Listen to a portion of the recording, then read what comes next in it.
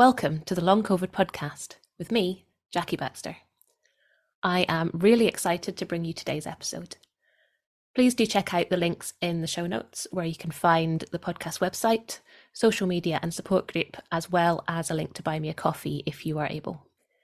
You should not rely on any medical information contained in this podcast and related materials in making medical, health-related or other decisions. Please do consult a doctor or other health professional. I love to hear from you. If you've got any suggestions or feedback or just want to say hey, then please do get in touch. I really hope you enjoy this episode, so here we go.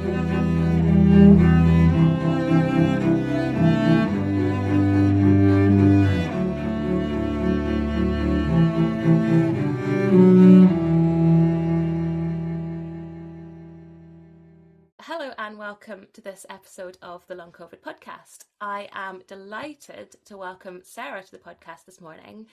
Sarah is a fellow podcaster and a yoga teacher and a long COVID recoverer, if that is a word. So we're going to be talking about all sorts of things this morning that are super exciting. So a very warm welcome to the podcast today. Thanks for having me. I'm delighted to be here. You're probably feeling a bit like I felt on your podcast, where it's like, oh my goodness, I'm on the other side of the mic. This is weird. Well, the thing is, I have great respect for your podcast. I've listened to it for a long time, and I'm just kind of like very delighted and grateful to be invited on amongst some of the incredible interviewees that you've had over the 100 plus episodes. Thank you. No, it's so exciting to have you here.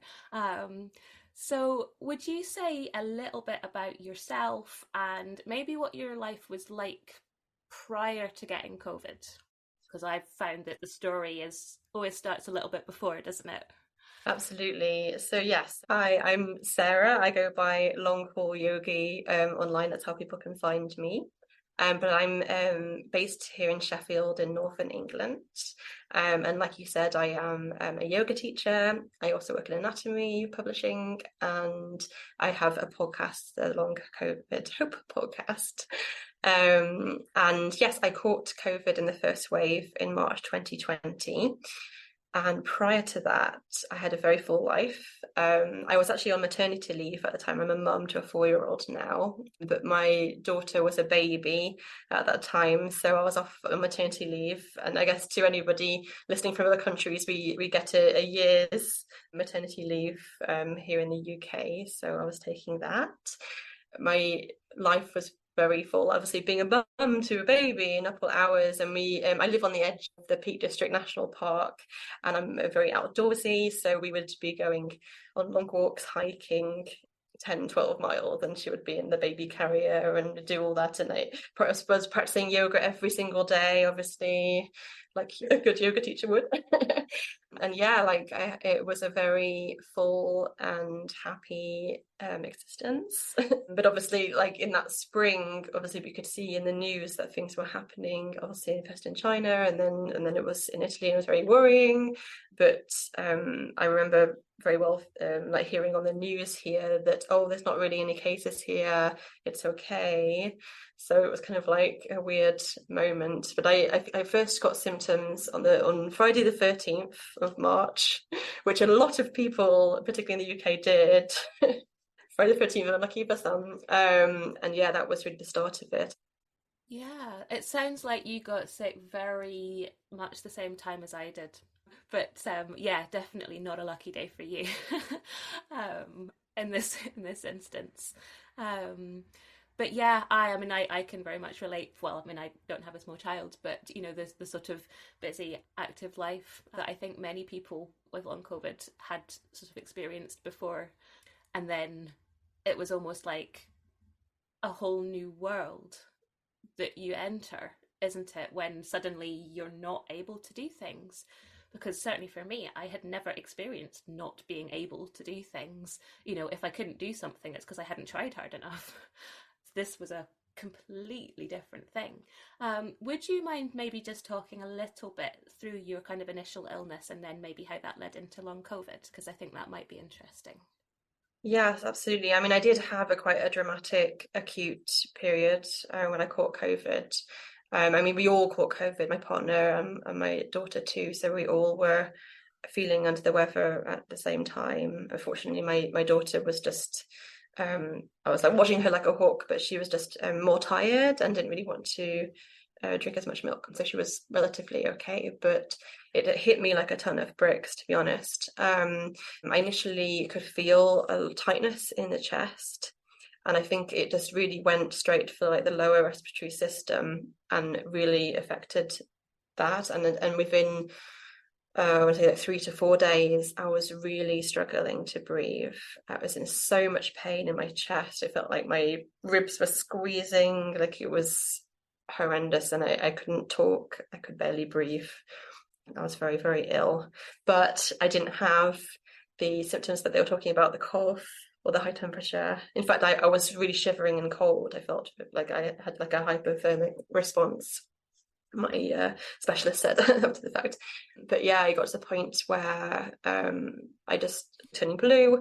My partner was really worried, so he called 111 and they sent an ambulance, and I went into the hospital. And like again, it was so early on, and they weren't testing people at that time. And my pulse ox was 88. And they did do an X-ray which showed pneumonia and ground-glass opacities was on the X-ray. They kind of said, yes, it's COVID from that, but I never had a positive test. But because of my age, at the time I was in my mid-30s, they were not going to admit me, even though I was like gasping to breathe. So I was sent home with broad-spectrum antibiotics for the pneumonia. Unfortunately, I mean, that was the right thing to do, and the antibiotics did help quite a lot, but things were not right for like a month after that. But I did have, and I know a lot of long haulers have this, like I did have a period of about 3 weeks where I felt like I was back to normal before the long COVID hit. Yeah, that's interesting because I mean, you were taken into hospital, whereas I wasn't. But yeah, I mean, also had this kind of like horrendous initial experience, and then things did start to improve, and you do start to think like you're coming out of the tunnel. And this is quite interesting because some people they get sick and that kind of drifts into long COVID, kind of like sort of seamlessly. But you do get a lot of people who do have their initial illness and it's of sort of varying severity, and then they sort of think, oh, okay, that wasn't very nice, but I think maybe I'm okay, or I'm getting better, things are going in the right direction. So what happened after that? Because the fact that we are here having this conversation means it wasn't quite as simple as it sounds like it's about to be. No, it was not. Yeah, so what happened was, and now with the benefit of hindsight, I knew it was completely the worst possible thing to do, but I decided to go hiking with my daughter, and we're having a heat wave at that time. It was like 25 degrees Celsius or something like that. But yeah, I went hiking just locally in the Peak District with my daughter strapped on me in the carrier, and I walked 10 miles in 25-degree heat. But to be honest, when at the time we got back to the car, my chest, I could feel like just this huge pain, and it felt like it was like in the heart, like I felt like a huge pain in my chest, and I was just like, oh. And by the time I got home, I just needed to just go lie down, and that was the start of the long COVID, basically. Yeah, I mean, I similarly tried to do too much too soon. At the time it seemed like the right thing to do, didn't it? Because you thought, well, we need to move. This is what I've always done. And looking back on it, it was like, gosh, I should have known better. Surely I should have known better. But actually, why should you? Because if that had been your experience up until then for the entire of the rest of your life, then I think blame isn't really relevant here. Right, but yeah, there's so many people did in different ways, different forms, like push themselves too much too soon. I'm not saying like that the long COVID was probably going to happen anyway. That was just the kind of tipping point for me. But yeah, I mean, probably my main symptom was chronic fatigue, and with all that involves. And I developed POTS. I was very intolerant to standing and doing anything stood up. And the chest, I had a lot of respiratory problems that returned. Clearly, a lot of inflammation in the lungs. But it was, I think, like the main thing. Like for me, my presentation was predominantly the MECFS kind of cluster of different symptoms. But yes, it was pretty scary. And obviously, you know, as a mum with a baby and everything else, and my partner was working from home, obviously, in the pandemic, it was like, yeah, a really frightening and bewildering experience. I'm glad that I discovered the body politics Slack group quite early on. I think maybe a month into that, because I saw on the Atlantic website there was an article by Ed Yong, which was basically saying he caught COVID and they haven't got better. And I'm like, oh, that's me. Hello, hello. Yeah, at the time I was feel like I felt like so like by myself, and you know nobody was talking about it. But then that's when I first saw okay, because people are saying long COVID, and then I joined the Slack community, which was such a saving grace. I'm so glad I did, because not only was it I have to say was, because it's past tense now, I no longer exist, which is sad. But it was such a wonderful, supportive community, and also a really great place for information, for really good information. I mean, there was also some bad information, sure, like at the time, like certainly in 2020, probably into 2021 too, like a lot of, you know, everyone was very desperate and really like frightened. And, you know, I definitely tried, you know, dozens and dozens of supplements and things, just trying to find the magic one that's going to fix everything or whatever. But yeah, like my fatigue was really bad. I was basically bedbound. I couldn't go up and down the stairs. Like I was crawling to the toilet. I was obviously far too ill to look after my daughter. And I look back on some of that period and I do kind of grieve like the loss of my mothering experience then. But obviously I can't really complain, since I did in fact recover, and that's the main thing, right? But yeah, it was a really hard time. We'll be right back. I'm interrupting myself for a second to tell you about long COVID breathing. The fabulous Vicky Jones and I have teamed up to bring you long COVID breathing. We are both passionate about sharing our expertise and experience of the breath and how incredibly helpful that can be with long COVID. We've worked together to develop a course that is specifically tailored to those with long COVID. It's a 6-week course with 12 sessions, all delivered online. The community feel and learning that we're all sharing is such a joy. To find out more information and to sign up for our courses, workshops and other shorter sessions, please check out the link below, longcovidbreathing.com, or email longcovidbreathing@gmail.com to start your breathing journey with us.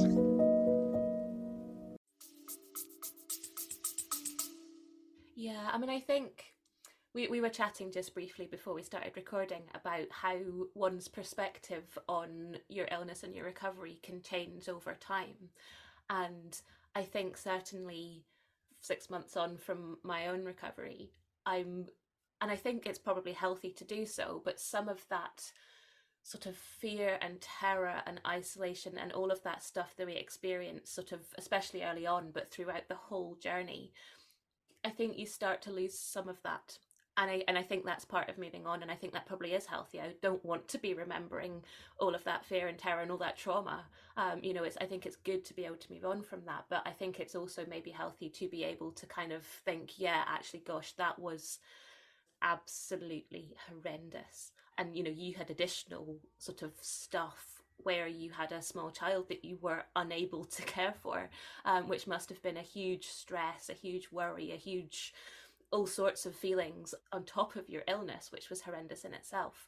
So, I think, maybe without diving too deeply into it, I think, yeah, it was, for me, it was a horrendous time. And I think, that's probably mirrored in your experience. It's just absolutely awful. And that kind of validation that you get, I suppose, when you do find others whose experiences are relatable. You found the Slack group. I remember reading Fiona Lauenstein's op-ed in, I think, was it the Atlantic? I can't remember. And thinking, oh my goodness, it's not just me. And that was, kind of like wonderful and terrifying at the same time. But it did make you feel that just a little bit less isolated, didn't it? To know that there were other people out there who were experiencing similar things.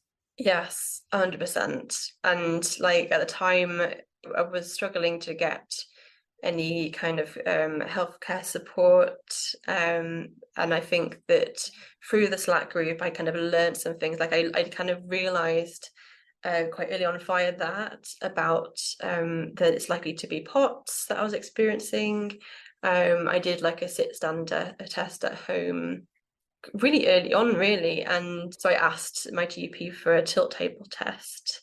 And so I actually got a tilt table test in September 2020. So really, I think I must have been pretty much at the front of the queue here in Sheffield from the long COVID community, certainly. But it would knowledge is power, and I would not have known. I would not have discovered that, and certainly the GP was not pointing it out to me that was likely to be it. But I did go on beta blockers after the tilt table. So by the way, tilt table test I absolutely loathe, and I think it's like medieval torture. I don't know why they're doing it to people, because it set me back for like a month after, and it was truly horrendous. So, but on the plus side, I got positive diagnosed, and I got some beta blockers, and the beta blockers did help me to be able to sit and be more upright, and then do a bit more walking. So that was my first kind of like win, I suppose. But like on the other hand, like obviously it's caveats because of the whole chronic fatigue syndrome and PEM, because I was trying to do more. I was trying to look after my daughter, and what I now know was happening after that point is that I was kind of going into boom and bust cycles, and I was like running on adrenaline, basically cortisol and adrenaline, in order to do stuff with my daughter. And this is in the house, and I'm not talking about anything super elaborate, but to be able to cook and be able to look after my daughter and do things like that, I was basically running on adrenaline until like 2 or 3 p.m. And then every day I would just completely crash and burn, and be in bed and not be able to open my eyes, almost like paralyzed. And not, I mean, obviously not literally paralyzed, but it felt like, eyes closed, limbs heavy, unable to really do anything. But then the next day I would get up and do it again. Yeah.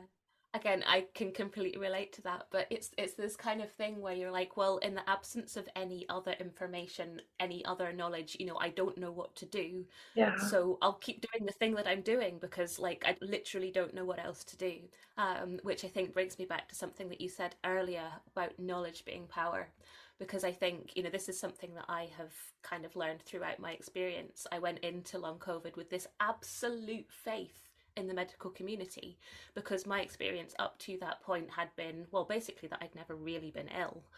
You go to the doctor and they give you antibiotics or something, and you go home and a week later you're absolutely fine.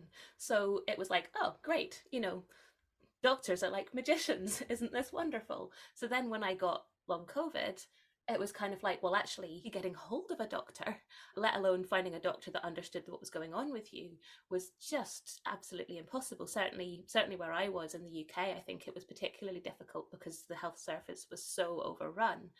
So if we were able to do bits of our own research and we were able to find out that, oh, POTS is a thing because we'd never heard of this before. So it was, people really doing their own research, finding out their own information that they then could either hack their own way through it, which we absolutely wouldn't recommend. Use your doctors. But at the same time, people are so desperate that, you can't blame people for doing that. So it's kind of this whole different side of it, isn't it? Where it's like, okay, doctors aren't magicians. Well, of course they're not. I had them on this pedestal that they didn't deserve to be on. But, also that, yeah, this complete kind of flip in that actually this is something that doctors really don't understand very well for the most part, which was kind of a scary realization for me that I kind of was on my own in terms of the medical community, and that a lot of the people that were the most helpful were the other people that were equally sick, that were also trying things out and saying, hey, I found this thing and it helped me a little bit. So it's like, right, well, let's go give that a try then. Yes, 100%. And yeah, like, I mean, to be fair, with particularly the POTS, like, it wasn't obviously just the beta blockers, it was the lifestyle modifications, talking about compression and hydration and salt in everything, electrolytes and all of that. But yeah, like, I wouldn't have known to have done those things without hearing about it. But yeah, like, I mean, to speak to your point, like, it was then, I think, kind of like the spring of 2021 that I really started to acknowledge that I had MECFS. Actually, my long COVID clinic here in Sheffield referred me to the chronic fatigue hub or clinic, whatever. A caveat, unfortunately, at that time they were still doing GET. So it was helpful to go to them and to be explained, like, explain, okay, this is mild moderate MECFS. And we did things like activity tracking, and that's when I realized about the boom bust thing. And actually, it's via them that I learned about pacing, and pacing is obviously so crucial. I thought for a while that I was pacing well, but obviously no, not exactly. I'm not sure anyone paces well. It's so kind of like different from, what ableist society is expecting of people, right? But like, I kind of learned to prioritize rest, basically, and rest to have rest punctuating throughout the day. And I decided, obviously, with my yoga background, I decided that I would start focusing more on guided meditations and pranayama, brief breathwork practice during my rests. And so I'd enforced rests literally 10 to 12 times a day. So every hour, hour and a half, I would lie down and do guided meditation. I personally feel like, and obviously it's speaking to what I do now, trying to help people, but I do think that getting yourself into more of a relaxed state rather than just lying down and maybe like scrolling on your phone or whatever people might consider to be rest, the way that's not rest either. But it's exerting.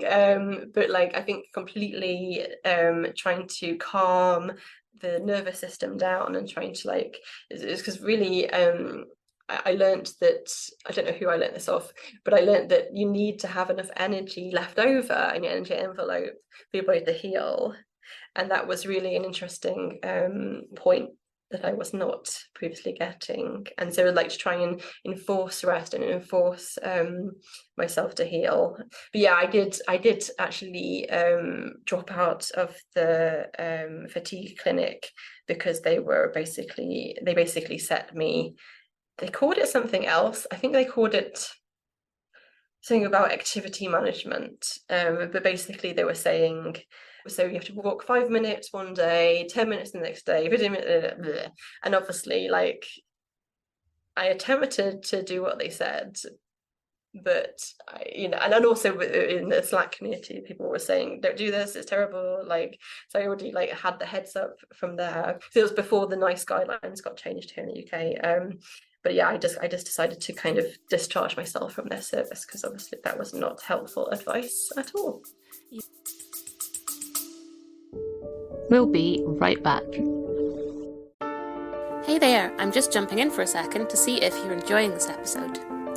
If you're finding it useful, maybe you would consider sharing it somewhere, a friend, a group, or even on your Twitter feed. If everyone was able to share just once, we'd be able to get this information out to even more people who really, really need it. So please consider sharing somewhere if you possibly can. I hope you enjoy the episode, and thank you so much.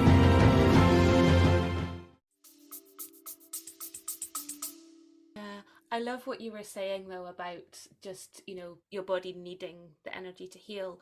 Someone I spoke to before had a wonderful way of putting this, and she said giving back to your body. So instead of using all of your energy up and saying, right, okay, well, I can do this number of spoons is going to take childcare, and then I can use those ones to make a meal, and then those ones to go to the post box, or whatever, and then I've got 2 spoons left to brush my teeth before I go to bed. Actually trying to really reduce as much as possible to allow the most energy you can to go back into your body, to go into the healing. And I think, yeah, this was something that I experienced as well. Resting physically is quite easy in some ways because you just stop, and often you are forced to stop because you literally can't go on. But actually, for me, possibly more importantly, because it was something that didn't come naturally to me, was the cognitive rest. So, I could lie down on the sofa and be like, I'm resting. But actually, I wasn't properly resting because my brain was still going round in circles. And it was, hyper thinking all the thoughts because that's what my brain has always done. And then suddenly it was like, well, I don't know how to not do that. It wasn't a thing that had ever occurred to me that I might need to not do because it was just how I'd always been. And I started trying to do these yoga nidras, and I found them impossible because my brain would just be like, it would focus for about 10 seconds and then it was off again. But over time, I did find it easier to sort of bring my awareness back to what it was I was supposed to be focusing or not focusing on. But also just allowing myself that kind of grace with it as well. And like, right, okay, I know my brain is quite a busy brain. So if it wanders off, it's okay, we just bring it back. But I think, for me, it was like any other skill. You don't suddenly start doing it and be good at it. And you were already aware of yoga beforehand, so maybe it was something that came more naturally to you. But certainly, in my experience, it was something that I had to keep doing before it did start to come naturally. But then once it did, oh my goodness, it was amazing. Yes, 100%. Like, obviously, I did have that background. I did try and do actual yoga asanas with very poor results because I was doing the wrong kind of yoga, and that's something we can come back to as well. But I was obviously doing too much, and so the kind of yoga that I teach in my classes is very much the things that I learnt is what's right for this type of condition in order to improve. But I mean, the brain is obviously, there's neuroplasticity at work, right? And so obviously, I did have a background in meditation, but then I think the virus did a lot of damage to my nervous system and to like the vagal tone. Obviously, the vagus nerve is a big part of this, and I think my vagus nerve was like broken, like literally. It was like, yeah. I mean, that's obviously a big part of what POTS is about. So I think that I had to kind of ease back into it, but at the same time I think that I know it sounds extreme to be meditating 10 to 12 times a day, but I feel like I actually was kind of like literally rewiring my own brain and getting out of certain kind of doom loops, like doom spirals, I call it, where you kind of start. In Buddhism, they call it the second arrow. That you can't help the first arrow, which is the initial wound, which obviously for us was COVID. But the second arrow is what causes the suffering, and that is your mental response to that first arrow. And like to get out of loops of thinking, I'll never get better, or that you don't know what the future holds, or also looking backwards and thinking, oh, I'll never be able to do what I used to do, and that sort of thing is categorically not helpful to healing. And so the more I was focusing on like a positive outlook and meditations that were kind of like obviously rewiring the brain to feel safe and secure and things like that. I think that was obviously a really big part of what I was doing. But I mean, I initially got into it to help with pacing, and it did massively help with pacing.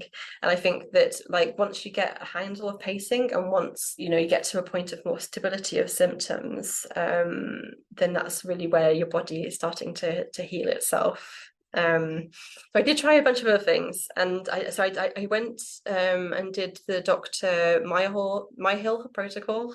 So I did Dr. Myhill, and she definitely was very helpful. So that involved the paleo keto diet, which definitely gave me an energy boost. But now that I look back on it, I did the keto diet for 9 months, and it did help, but I feel like the main thing that really helped was the fact that obviously with no carbs, I wasn't having gluten. And I realize now that post-COVID, I developed a gluten intolerance, and to a lesser point dairy as well. But I think that the main thing that was helping me with keto was getting away from intolerant foods. So make of that what you will. But something else that Dr. Myhill, who's a functional doctor, advocates for is the mitochondrial kind of theory of chronic fatigue, which is that your mitochondria and your cells are not getting energy in order to run properly. And so some things that she advocates for that really, really helped me was something called D-ribose powder. So I started doing that as well. And I think the D-ribose, I actually felt like, I mean, obviously there could be a placebo effect. I can't say for sure, but honestly, within a week or 2 weeks of starting the D-ribose powder, I felt like my body felt like it really needed it. It was the only supplement that I felt like my body was like, yes, this is good. You're going with this. But yeah, and also through her, I started the B12 injections as well. Actually, something I didn't mention earlier was, so after the vaccinations, COVID vaccinations, I did get more symptoms off of that. And one of them was the peripheral neuropathy, which is pins and needles and tingling through all the limbs, the feet. And it kind of like started off in my feet and kind of spread up and in my hands. And it got to the point where the sole of my foot was going numb. So it was like really bad. So Dr. Myhill basically advocates for trying B12 injections for fatigue and also for neuropathy, things like that, to see whether it is to do with that. And for me, it definitely was. And so I started that, and it did take some time. And you also have wake-up symptoms where your nerves are kind of like waking up from basically becoming dead. I'm not a doctor, I'm not a scientist, so it's hard for me to explain really, really well. But I think that through things like viruses, through vaccinations, potentially, it can wear away the myelin sheath of a nerve. And so as that improves through the really high doses of B12 and other cofactors, it can feel worse before it gets better. So that was something that was happening as well. So Dr. Myhill was definitely really helpful. and so that definitely gave me a boost. But then I think what got me all the way there, and I'm glad you had her on the show recently, I started watching Raylan Eagle on YouTube. She's amazing. I love Raylan. So, I mean, one thing that she does, the main thing that she does, is she interviews people that have recovered from ME/CFS. And it's probably why I love recovery stories and why I started my podcast, right? Is because it's so important to hear, people that have positive outcomes. But obviously the people that are struggling and the people that aren't getting better need to be vocal in order to get treatment and care. And I completely understand that. But at the same time, it can drown out the more positive recovery stories. And just like listening. So I started to, on my rest moments, I would start listening to her YouTube. I couldn't watch it because watching the screen was too much for me still, but I would listen, and I would start listening to loads and loads of recovery stories, and off the back of her recovery stories, and in fact she herself recovered from ME/CFS herself, right? But she started to observe patterns of things that were helping people the most. And so, of course, I was like, okay, I'm going to start doing that. So I think as well as giving the hope and the optimism of improvement and recovery, full recovery, because obviously a lot of people say that ME/CFS is impossible to fully recover, and clearly that's not the case. So off the back of that, I started, she's advocating for probiotics, and particularly food-based probiotics and prebiotics. So I started doing that. I kind of went off the deep end, and I don't recommend this. I drank like a whole bottle of kombucha, having never had any before. I would recommend to listeners to not do that much. And also there's the whole MCAS thing as well. For me, I did not have MCAS, so I can launch myself into fermented foods without it all going horribly wrong. But obviously for some people that's something to avoid. So after the initial hurts reaction where I felt like I was dying for like 3 days, it suddenly was improving, and I realize now that I had leaky gut, which was healed by the keto, but B, I had a really dysfunctional gut microbiome. And I think that was like one of the missing pieces of the puzzle for me. But starting a lot of probiotics and prebiotics. To be fair, I was taking probiotic tablets for a year prior to that, but you don't know if they're even alive. And I actually think that maybe they were just dead and doing nothing, right? Because Reagan definitely, and she does all her own stuff, like she does her own like kefirs and stuff at home now, and she has videos talking about how to do that. But she was like saying like to just keep having food brace because you know it's alive if it's like a fermented food. So I did that, and also it was Raylan that got me back into movement and back into exercise, and she has a video where she advocates for, I mean, this is also, it's important to say that if your symptoms are not stable, then obviously doing this sort of thing is not a good idea. And like I said, I am not in favor of get a great exercise therapy or things like that. And I know it sounds a bit like this, but basically what she suggests is to do 1 minute of own body resistance training a day. And you can even do less than that, in fact. But so it's like, so you set a timer for 60 seconds and you literally do like 4 squats or, you know, like whatever it is. And so I started to do like a yoga pose for like 1 minute and things like that. And she basically was saying like, so do that for a week. And if after a week you're feeling fine and you're not getting any PEM, then you can try to increase it to like 90 seconds and just to basically just begin to chip away. And I think that's a big part of what I teach in my yoga class, which is not to not do any like cardiovascular activity, but to just strengthen your body very, very gradually and slowly in ways that are supportive of things like POTS. So all seated or lying down.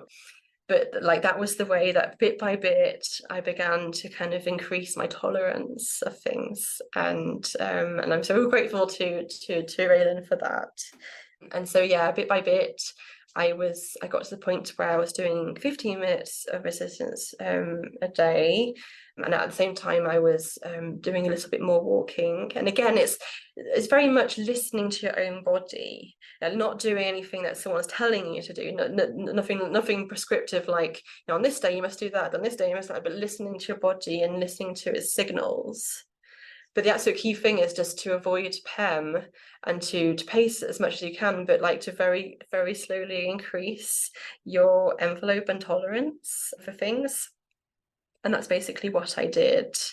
And so I got to the point where then I started to want to do like more and more, and then I got back in, obviously, into daily yoga, and I was doing yoga like an hour a day, and like I was very much having learned what the kind of things to avoid, which is standing poses, inversions. There's a lot of people they try yoga, but they're not trying the kind that's supportive of this sort of thing. They do too much because many types of yoga is very intense, right? There's types of yoga which are, yeah, I mean, to be fair, the whole of like yoga culture, there's ableism in that too, right? There can be. And I think that's something that I've realized as well and want to address with my own classes. But yeah, so it got to the point where in spring of 2022, I was doing more and more. I was walking at the peak, maybe getting up to like 3 miles walks and things like that. And it got to the point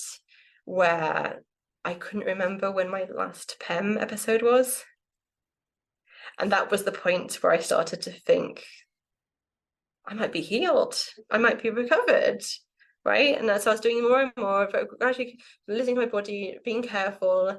But like I was getting to the point when I was doing 5 mile walks, 6 mile walks, 7 mile walks, and no PEM. And so yeah, it got to the point, and I, like on the Slack group they had like a recovered channel, and I was like really like nervous about putting my recovery in the recovered channel. But one day I just like was like, well, it's been like 3 or 4 months or 5 months since I had any PEM at all.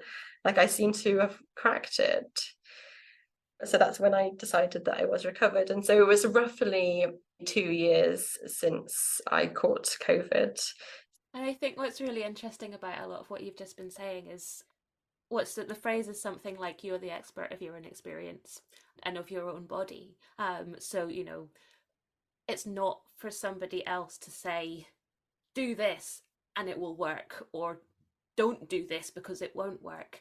Actually, you know, there's an element of having to work it out for yourself, because no two people are the same and no two people's experiences are the same. So it's almost like you've got to try things, but you've got to try them in a sort of very gentle, safe, forgiving way as well, because we will try some things and we will try too much, or we'll do too soon, or, you know, like we were talking about earlier, and oh, whoops, did too much. Now I feel terrible. And, you know, giving yourself grace for that. But also, you know, really listening to your body. So, you know, if you are feeling okay and trying something and thinking, oh, yeah, okay, I just walked a mile. Didn't think I could do that. Whereas the next day you might wake up and you think, no, I don't think I could walk a mile today. So don't. You know, so really trying to kind of feel that out for yourself rather than being in someone else's kind of prescribed plan for whatever it is, be it yoga, movement, walking, which particular supplements to take, taking a gallon of fermented foods, or whatever it happens to be. You know, I think everybody is so individual, and do have to kind of, you know, gently find their own way through things. And yeah, I mean that moment of recovery is, it's a really weird one, isn't it? Because it's almost like you've got to have the guts to stand up and say, yeah. And that, for me, certainly, that was quite a tough thing to do. And it was almost like I did it, but I didn't do it publicly. Um, and I just kind of wanted to sit with it for a couple of weeks afterwards to just like work out how I felt about it. But also, I was worried about saying I'm recovered, because I thought, well, is that kind of like tempting fate a bit? Yeah, yeah, right. You know, like people tell me that you can't recover from this, and yet I think I have. So maybe I should just give myself a bit of space with it before I let people know, kind of thing.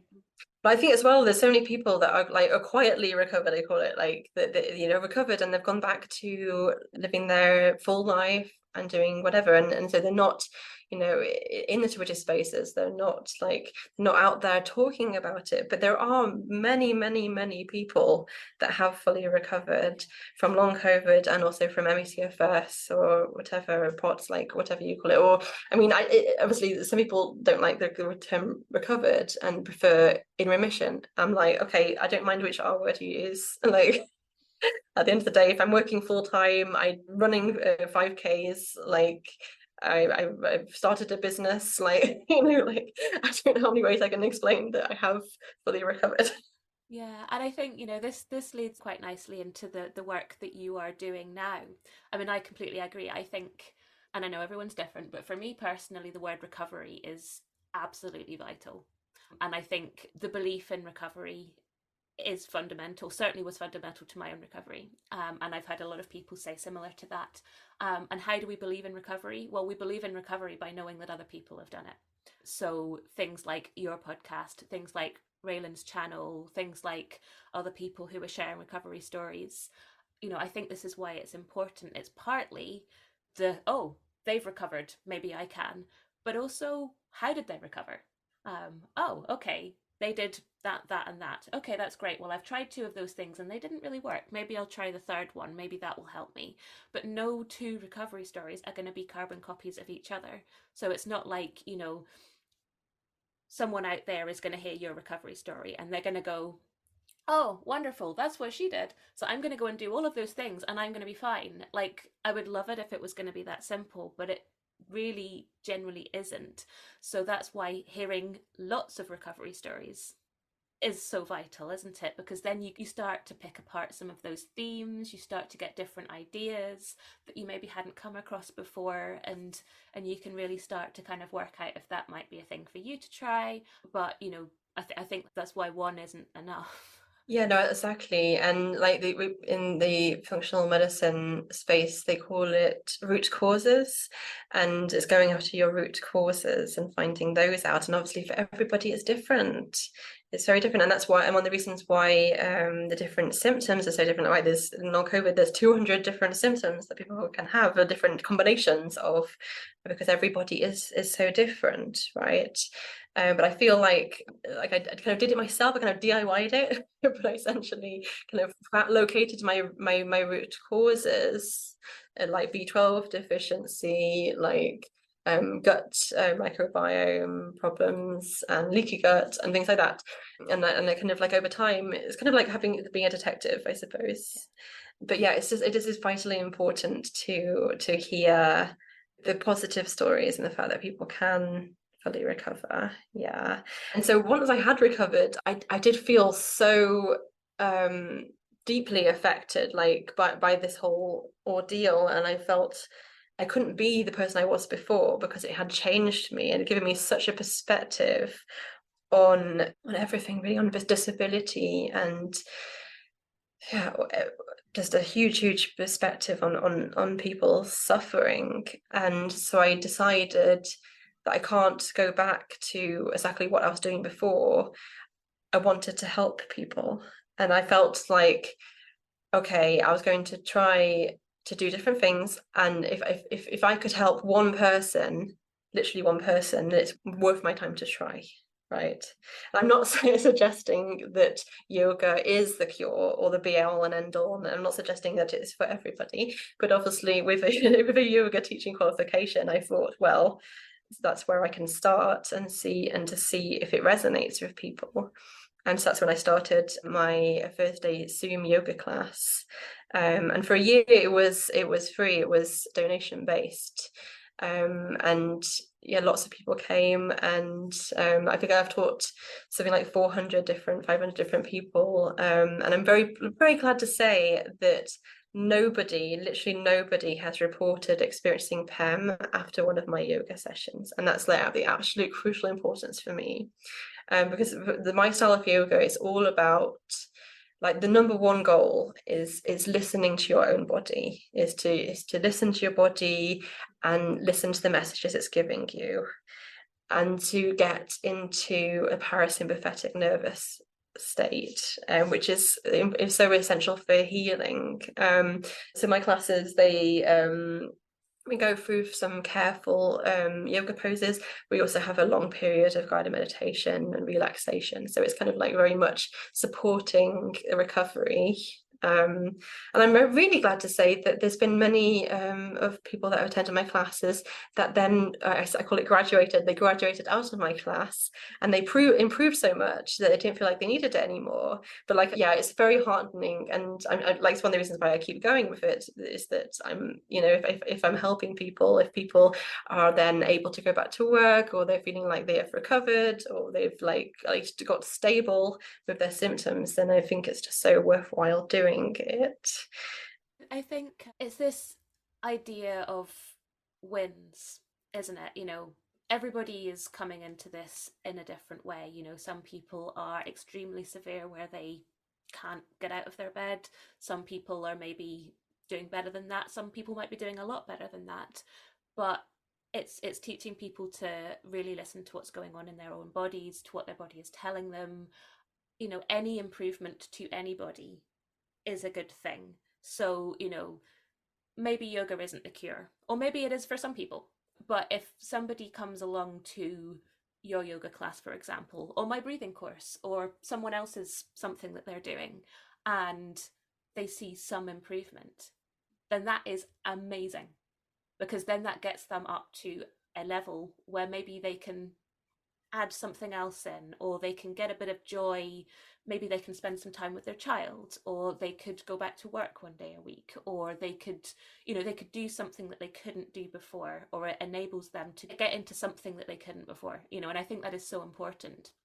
So, all these things that help, even if they don't help 100%, I think it's so, so, so important that they do help a bit, because a bit is better than nothing. 1% is better than no percent. I think that's so important, and for the what we can rather than what we can't. But I love what you were saying, because I 100% believe in this with what I'm doing as well, about working with someone who gets what you're going through. And you and I understand long COVID as much as anyone can, because we've been there. No one can understand anyone else's experience 100%, because you haven't walked literally in their shoes. But because we have experienced long COVID, because we have been there, we understand a lot of the things that maybe someone who hasn't experienced long COVID or ME/CFS or any of these kind of umbrella of illnesses. So I think this is why working with somebody who does have that experience and that understanding is so important, because you understand PEM. Not to push people too much, to encourage people to listen to their bodies and all of these things. What poses may or may not work. You understand about doing things lying down rather than standing up to start with, for example, whereas other people maybe don't. I think this is such an important thing, and it's not to say that you and I, for two examples, understand everything, because I don't think either of us would be quite so arrogant as to suggest that we do. But I think it's understanding the impact and all of those things that can just be so, so key to helping people recover. Because someone might have tried yoga and been like, oh well, that put me in PEM. Or it's like, okay, well, we need to do this in a way that works for you. I meet my clients where they are. I don't try to put my preconceived ideas onto them. We go with where they are on that day. Yes, absolutely. And I've had people come to my yoga class that said they tried a different yoga class and it was meant to be gentle, but it was too much. It was like too fast or too whatever, but like I found a formula that seems to work and it seems to really help people. I'm gonna keep on doing it. Because I have classes here locally in Sheffield as well on Mondays, and I teach on Fridays at like a guest teaching for the Yoga for ME charity. And then I have Thursday classes online, and I also have the on-demand courses as well. I have 4 different courses on demand that people can subscribe to if they wish. So I'm trying to cater in as many ways as I can to try and offer this service to people. And also, as you mentioned before, I did start a podcast, which is a lot of work. I have great respect for you. It's a whole lot of work, and I sometimes I feel like, oh, why did I do this? I put it off more than I can chew. But the point of the Long COVID Hope podcast is exactly that. Hope is trying to offer hopeful stories, and it's not just full recovery stories but we do have a lot of full recovery stories. It's also stories of people that just getting to a good place in their recovery, and they want to share the positive news about that and try and help people feel a little bit better about their outlook as well. It comes back to that thing we were just saying, wasn't it? That, yeah, of course, recovery is the goal, but there's a lot of steps on the way to recovery. So each win, each step up the ladder is a good thing, is a step in the right direction, and should be celebrated. Yes. Well, thank you so much for joining me today. It's been so lovely chatting. All of the things that you've mentioned, I will make sure that they go into the show notes. So if anyone wants to connect with you, wants to join your classes, wants to do any of that, it's all linked below. And yeah, thank you so much for sharing your experiences and your own recovery. Well, thank you so much for having me. It's a true honour to be here. It's been such a pleasure. Thank you so much to all of my guests, and to you for listening. I hope you've enjoyed it, or at least found it useful. The Long COVID podcast is entirely self-produced and self-funded. I'm doing all of this myself. If you're able to, please go to buymeacoffee.com/longcovidpod to help me cover the costs of hosting the podcast. Please look out for the next episode of the Long COVID podcast, It's available on all the usual podcast hosting things. And do get in touch. I'd love to hear